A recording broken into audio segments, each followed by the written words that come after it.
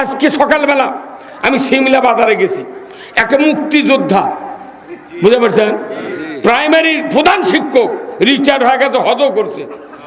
Mofiz master Tiwa ছিল প্রাইমারির, তারই মেয়ের নাম হচ্ছে লিলি। ওরই জামাই হলো শেরপুর বাড়ি প্রাইমারির প্রধান শিক্ষক। তাক বলেছি যে ভাই কন্ত নবী কয় বছর কোরআন দেয়া দেশ চালাছে? আপনি তো ভাতা খাইলেন মুক্তিযোদ্ধার, তো অনেকক্ষণ থেকে পারেন, কোনো 100 টাকা তুমি এখনই আপনি তো খবর পারেন, ওই পারল না। অক্ষজি ভাই ওজুর ফরজ কয়টা? করছে 9টা।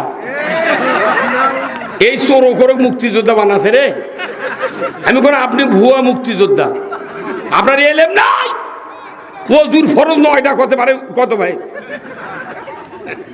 সেটা না, এটা বেশি হলো না, কোথায় তাহলে 5টা।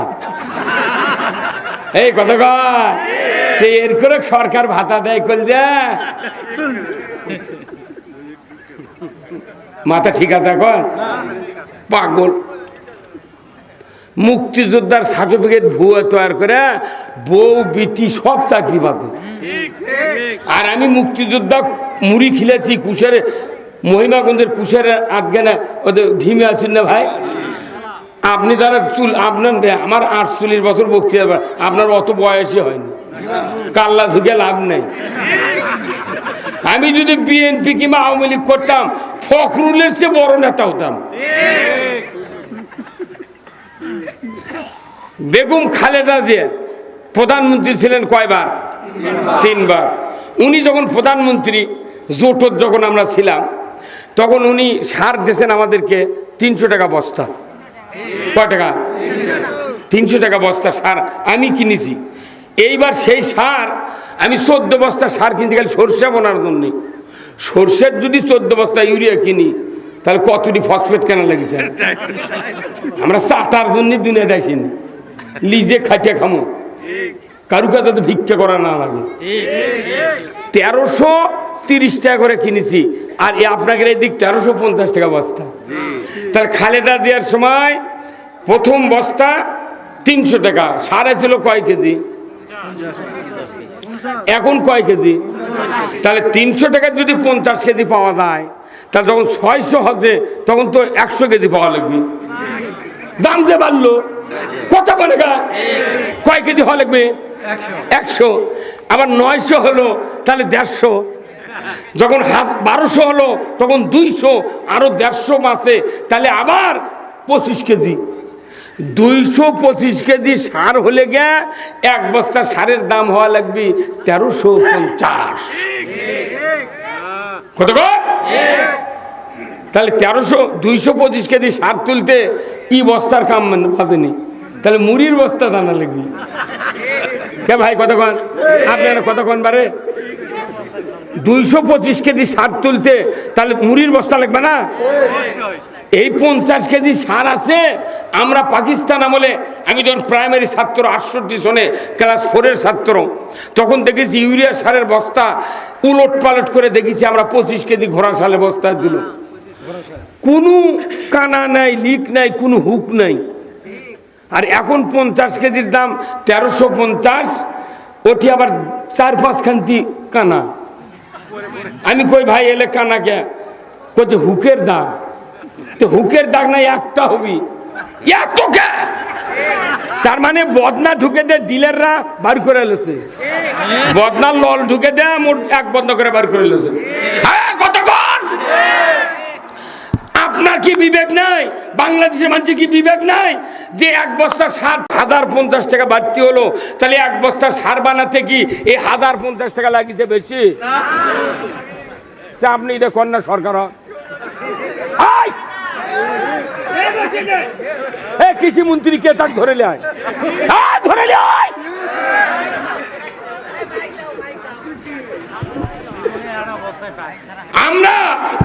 আমরা খাটা খুঁটে মোরা কাদু খাটা আলু করি, ধান করি, সব করি। আর ওরা টিভিত কবি যে সিরাজগঞ্জ থেকে উত্তরবঙ্গের কুড়িগ্রাম ঠাকুরগাঁ পর্যন্ত 55,000 হেক্টর জমিতে বড় ধানের বাম্পার ফলন। তোর বাপ কি 5 কাঠা লাগাছিল রে কৃষি মন্ত্রী? তোর বাটাম ফাটাবো এবার। আমরা বলেছি, রাজশাহীতে চাপায় বলেছি আমি, যদি ইসলাম বিজয় হয়, কৃষি মন্ত্রী যিনি হবেন, আমার গ্রামে আমার এক নানা আছে 700 বিঘা জমির কারস্থ। মামা নানা মারা গেছে, মামাকে বলেছি 100 বিঘা জমি আমাকে দিতে হবে। ওই কৃষি মন্ত্রী বলবো কান্দা কাটাতে শুরু করে ধান কাটা না পর্যন্ত যত সার, ইউরিয়া, পটাশ, জিপসাম, ম্যাগমা, সালফার, থিওভিট, হেকানো জল, এমএস্টার টপ, সেতারা, ভিট্টাগো যা দেওয়া লাগবে তুই দেব। ওয়ার টাকা, নিরানের টাকা, স্প্রের টাকা কাটে আনা পর্যন্ত তোমার আলের ধারত যে মানুষটা 20 মণ ধান বাঁচে, তোমার ওই ধান পাওয়া লাগবে। তুমি আগে বোঝো কৃষি মন্ত্রী, জনগণের কি ঠেলা লাগে ধান আবাদ করতে। আমাকে চাপা মারে তুমি ওই কও বাম্পার ফলন। তুমি তো দেশের চাউলের ভাত খাও না, তুমি মুদির দেশের বাসমতি খাও। বাসমতি খাওয়া ভুলে দেবো এইবার। কথা বল। বাংলাদেশের মানুষ এবার এনা জাগিছে, এই জাগিনি, এই জাগে দিল কে? মিয়া, নামাজ রোজা ওই কিয়ামতের বক্তৃতা দিয়ে মানুষ ভালো হবে না। আমাদের মাথায় কপাল ভাঙ্গে ফেলেতেছে এক শ্রেণীর হুজুরেরা। তারা বলেছে তোমরা খালি নামাজ রোজা হজ দেখাত লিয়া জেগেরাজ কালে বত্ত থাকো, দুনিয়া গোল্লায় যাক দেখার টাইম নেই। আজকে মুসলমান যদি রাজত্ব পাত প্রত্যেকটা দেশে, মুসলিম কান্ট্রিতে যদি অরিজিনাল মুসলমান রাজত্ব পাত, ওই ডোনাল্ড ট্রাম্প, ওই মোদি, ওই রাশিয়া, ওই জাপান কেউ মুসলমানের উপর মাথা মারত না। কিন্তু মুসলমানও রাজত্ব বিরোধী বানাছে। না না, ওরে বাপরে বাপ, ওগুলো করুক, ওগুলো রাজনীতি। জুম্মার মধ্যে ঢুকে গেলে বলে বুদ্ধি কোনটি পাচ্ছ? আল্লাহ কোরআনে বলছেন রব্বানা আতিনা ফিদ দুনিয়া হাসানা। হে রব, তুমি দুনিয়ার ভালাই দাও, তারপরে আখেরাতের ভালাই দাও। দুনিয়ায় যদি শান্তি না পাওয়া যায়, আমি আখেরাত কি করবো রে? দুনিয়া চুরি হচ্ছে, জানা হচ্ছে, দুর্নীতি হচ্ছে, সিন্ডিকেট হচ্ছে। একটা হাই স্কুলের master BSc, MSc, BEd, MEd, inter pass ছাড়া লাইব্রেরিয়ান নাই। সেই হাই স্কুলের সভাপতি আছে 5 পাস। ওরই সইকে হেডমাস্টার বিল তুলিচ্ছে, উনি আবার কাঁপে। যাই যখন ক্ষমতার যায়, তাই টেম্পু স্ট্যান্ডের সভাপতি, জুম্মার সভাপতি, প্রাইমারি, হাই স্কুল, কলেজ, হাট, বাজার, মোট সভাপতি। যখন একে পথ ফুরে যায়, পায়খানারও সভাপতি হয়। কি কারণে? তোমরাই চালাও দেশ, কিন্তু কোরআন দেশ চালাও। কোরআনের আইন ছাড়া পৃথিবীর থেকে যারা মরে যাবে, কবরের প্রশ্নের উত্তর দিতে পারবো না। অমা দিনুকা, তোমার জীবন ব্যবস্থা কি ছিল? জীবন ব্যবস্থা হলো আল্লাহর, ইন্দাদ দিনা ইনদাল্লাহিল ইসলাম। আপনি জানেন রাসূলুল্লাহ যে জায়গায় শুয়ে আছেন এখন, ওই জায়গা হচ্ছে হযরত আয়েশা সিদ্দিকার হুজরাখানা। ওখানে শুয়ে আছেন। ওখান থেকে উনি বের হয়ে যখন মসজিদে নববীতে মেহরাবে এসে খুতবা দিতেন, তখন যে রাস্তাতে হেঁটে আসেন, এই রাস্তা হলো 22 ফিট লম্বা, 11 ফিট চওড়া। এই রাস্তাতে হেঁটে মেহরাবে নামাজ পড়েছেন উনি। আল্লাহ রসুল একজন সরকার, একজন নবী, একজন প্রেসিডেন্ট, একজন সেনাপতি, উনি এসে নামাজ পড়ছেন। আল্লাহ তার পদধূলির কারণে এই রাস্তাটা রিয়াজুল জান্নাতে পরিণত করে দিয়েছেন। কিয়ামত পর্যন্ত যাই যায় 2 রাকাত নামাজ পড়ে যা চাবি আল্লাহ তাই কবুল করবে। আপনি হজ করেন না? আপনি করছেন কি? কথা কি মিথ্যা বললাম? ওই জায়গায় নামাজ পড়ার জন্য হাজিরা পাগল হয়ে যায়, পাগল হয়ে যায়। একটা সরকার নামাজ পড়তে গেলে হাঁটে হাঁটে তাতে মাটি জান্নাতের বাগান হয়ে গেল। আর আমাদের দেশে সরকার হাঁটে আলে কুত্তো শুয়ে থাকে। কি খারাপ বললাম? একটা মন্ত্রী, একটা সরকার যদি এই ধামুরহাটে আসে, তাহলে কমপক্ষে 300 থেকে 350 গেট বানার লাগে। আবার হেলিকপ্টারটা যখন নামে তখন গালিচা পাড়া দেওয়া লাগে, কথা কন না কে? আবার ওই গালিচা পুলিশ পাহারা দেয়, চারিদিক দেখে, আবার গালিচা আলোক করে দেখে বোমা টোমা আছে নাকি। হ্যাঁ, আমার দেশে করছে সরকার যে যারা যারা এমপি হচ্ছে ওরকম গানম্যান দেওয়া লাগবে। তাহলে ওই ওই কজনের গানম্যান দিলু, আমরা কি করবো রে? এক জায়গায় টাইট দিলে গোটা দেশ ঠান্ডা হয়ে যাবি, সেই কাম না করে বল আকাশ উঁচু ঢাকাত কয়জন। ইসলাম কায়েমের যারা বাধা দিবে তারা আল্লাহর বিরোধিতা করবে। এই বক্তৃতা প্রতি শুক্রবারে মসজিদে তেলাওয়াত হয় আরবি দিয়ে। আমার ইমামরা, আমার মুক্তাদিরা সব শোনে, কিন্তু ইমাম কোনদিন অর্থ বলে না। ওই যে অর্থ বলা হতো বাইতুল মুকাররমে 100 বছর আগে থেকে, আমার দেশের ইমাম পালায়া যেতে লাগতো না। ওয়াসুলতানু জিল্লুল্লাহি ফিল আরদি মান আহানা সুলতানাল্লাহি ফিল আরদি আহানাহুল্লাহ। রাসূলের হাদিস, আমার নবী বলেছেন, ন্যায়পরায়ণ শাসক আল্লাহর ছায়া সদৃশ্য। যে বা যাহারা ন্যায়পরায়ণ শাসক কায়েমের বিরোধিতা করলো কিংবা ন্যায়পরায়ণ শাসক কায়েম আছে তাকে অপমান করলো, আমার নবী বলেছেন সেজন্য আল্লাহর বিরোধিতা করলো। এই হাদিস প্রতিদিন পড়া হয় না? এইতে অর্থ কন্যা কামনে কেন করলি? টাকা ফেরত দিতে হবে ইমামতি করার। এই ইমামরাই দেশের জনগণ জাহান্নামে দিচ্ছে। আল্লাহ রসুল ইমাম ছিলেন, ওই জন্যই 1 রাকাত নামাজ পড়লে 50,000 রাকাতের সওয়াব। ওই যোগ্যতা নিয়ে ইসলাম বিজয়ের জন্য আমরা বাংলাদেশে ইমামতি করতে পারি না।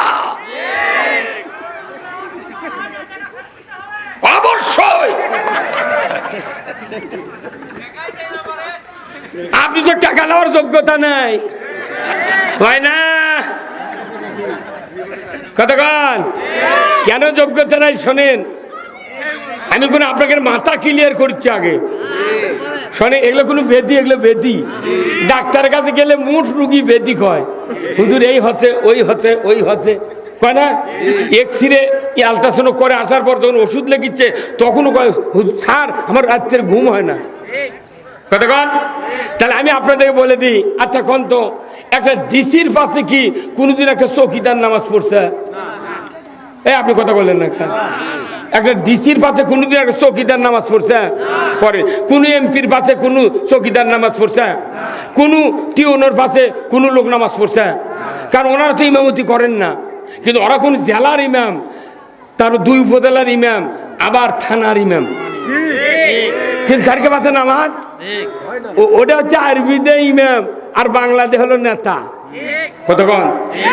কিন্তু ওই ওই ওই ডিসির বাপের বিয়ে পড়াছে মসজিদের ইমাম, ওই এমপির বাপের বিয়ে পড়াছে মসজিদের ইমাম, ওই টিওনোর বাপের বিয়ে পড়াছে মসজিদের ইমাম। যে ইমাম বিয়ে পড়ানোর কারণে ওর জন্ম দেওয়া সন্তান 1,90,000 25,000 টাকা ভাতা বলো, অথচ ওরই বাপের যাই বিয়ে পড়াছে তার বেতন 1,000 টাকা মাস।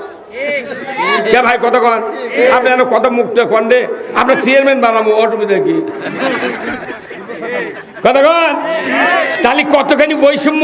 যদি টিওনো এমপি আর ওই ওই যদি আপনার ডিসি যদি সরকারকে বলতো, স্যার আমার বাপের বিয়ে পড়ানোর কারণে আমি দুনিয়া আসতে পেরেছি, দয়া করে আমরা 3 জন আপনাকে বললাম, 64 জেলার 64 ডিসি, 450 উপজেলার 450 টিওনো, আর হলো 300 এমপি যদি সরকারক চাপ দেয়, আমাকে যা হচ্ছে হচ্ছে স্যার, আমাকে বাপের যায় বিয়ে পড়াচ্ছে, ওর বেতন দেয় না, প্রাইমারি মাস্টার লাগান দেন স্যার।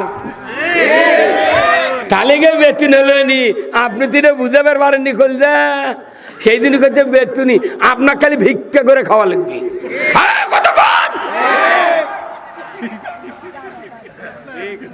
কি তাহলে এগুলো বার করতে আমার কতখানি খাওয়ার লেগেছে চিন্তা করেন আপনি। আবার দেখেন, আমরা হলাম স্বামী রসুলের মতো হতে, এই দেশে যত মুন্সি আছে, আলিম আছে, যত উকিল বিয়ে হতে, এইগুলি লোক আমরা মিথ্যা কথা বিয়ে পড়াই, একবারে অরিজিনাল মিথ্যে। কারণ বলে উমুকের ছেলে উমুক, এত টাকা দেন মোর, এত নগদ, এত বাকি, চাইবা মাত্র দিতে বাধ্য থাকিবে, এই অঙ্গীকারে তোমাকে শাদী করতে আসিয়াছে, তুমি তাকে স্বামিত্বে কবুল করো। কি চাপ দেয়? করো। বলুন তো, শিক্ষিত হোক অশিক্ষিত হোক মেয়েগুলা, এরা কি নগদ বাকি বোঝে না? হ্যাঁ, আবার যে ছেলে বলিচ্ছে ওটা শুনে যে আপনার দেও দেন মোহর, এত নগদ, এত বাকি, আপনার এই চাইবা মাত্র দিয়ে বাধ্য থাকবেন, এই অঙ্গীকারে আপনাকে স্বামিত্বে কবুল করে আছে, আপনি তাকে স্ত্রীত্বে কবুল করুন। তাহলে তুই নিজে বিয়ে করবে না কবুল করছু, তুই না নগদ বাকি বুঝলু? তাহলে অথচ ওই মহিলাগুলা সমানে খালি করছে কবুল আলহামদুলিল্লাহ। এই ইসবপুর ইউনিয়নের যদি প্রথম বিয়ার সময় যদি ওই উকিল যখনই বলল কবুল করো, তখন ওই মেয়েটা যদি বুঝতো কেন 3 লাখ টাকা মোহরানা, 30,000 নগদ, 2,70,000 বাকি, না আমি বাকিতে কবুল বলবো না। এখানে যদি 10টা বরক, যদি 10টা মেয়াজ হারিয়ে দিয়ে যদি ফেরত দিত, 11 নাম্বার বর বলতো আব্বা আমি আর বাকি বিয়ে করতে যাব না, দরকার হলে ইসবপুর বাজারের 9 ইঞ্জুলি 2 শতক বেচে আমার পকেটে দেন, আমি বাকি বিয়ে করব না, মহিলাকে ঝাড়ি খেতে পারবো না। বাংলাদেশে ওজুর ফরজ কয়টা? কয়টা? আর বিয়ের ফরজ কয়টা? 2টা। বিয়ের ফরজ কয়টা? বিয়ে করছে ফরজ জানে না, তাহলে ওই কি দিয়ে বউলি যাচ্ছে? পাগলের দরবার। কথা কর, বিয়ের ফরজ 2টা, আপনি ওজুর ফরজ 4টা। জমজমের পানি যদি 1 বদনা দেওয়া হয়, মুখমণ্ডল হাতের কোনোই মাথা মুছো করার পর পাও যদি না ধন, অক যদি মসজিদে নববীর নামাজ পড়ে কোন ওর নামাজ হবি? কয় ফরজ আদায় করেনি? তা পানি কি এনকে সাবমার্সির পানি? কুন্ডিকার পানি? জমজমের পানি? ওযু হয়নি, নামাজও হবে না। 3টা ফরজ আদায়, তাও নামাজ হবে না, 4টাই হওয়া লাগবে। তাহলে বিয়ার ফরজ হলো 2টা। 1 নম্বর হলো মোহরানা পরিশোধ করিতে হইবে, আর ইজাব কবুল করতে হবে মোল্লা আর সাক্ষীর সামনে। তাহলে এটা হচ্ছে ফরজ। তে আপনি খালি হুন্ডার লোভে আর জমির লোভে বিয়ে করে যাওয়া করছেন, কবুল আলহামদুলিল্লাহ, কিন্তু আপনি যে মোহরানা শোধ করলেন না। যে মেয়েটা কবুল বললো তার বাপ বাচ্চা আছে, এই বাপ যদি কুরবানির হাটে একটা গরু লিয়ে যায়, এই আপনাকে বর্তলি হাট নাই? এই বর্তলি কোন দিনের ওটি বাড়ছে? এই বর্তলি হাট গরু লিয়ে গেছে, 1.5 লাখ টাকা দাম মিটিছে, গরু যাই কিনেছে, তাই বলেছে ভাই 50,000 টাকা দিলাম আজকে, যখন আপনার 1 লাখ টাকা দরকার তখন আমার বাড়ির থেকে আনবেন। ওই গরু বাকি দিবি ওই মেয়ের বাপ, একটা খাসি বাকি দিবি, একটা ভেড়া। তাহলে তুই একটা গরু, একটা খাসি, একটা ভেড়া বাকি দিলু না? তুই আমান একটা মেয়ে চল, জান্নাতি নিয়ামত, এতবার দেবো জান্নাতি নিয়ামত, পৃথিবীর জমিন নয়, জান্নাতের ভেতর আদম আলাইহিস সালাম একা একা থাকতে পারে নাই। এই জান্নাতি নিয়ামত তুই কোন বাপ বাটপার? তুই গরু বাকি দিলু না, খাসি বাকি দিলু না, ভেড়া বাকি দিলু না, তুই বিটিক বাকি দিলু গা?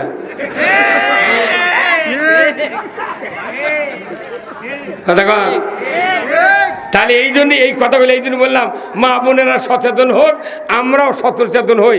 এখন আমরা কোরআনের ভেতর ঢুকবো, কি রাজি আছেন ঢুকতে? কারা কারা দুহাত তুলে আল্লাহকে দেখান? লিল্লাহে তাকবীর, নারায়ে তাকবীর।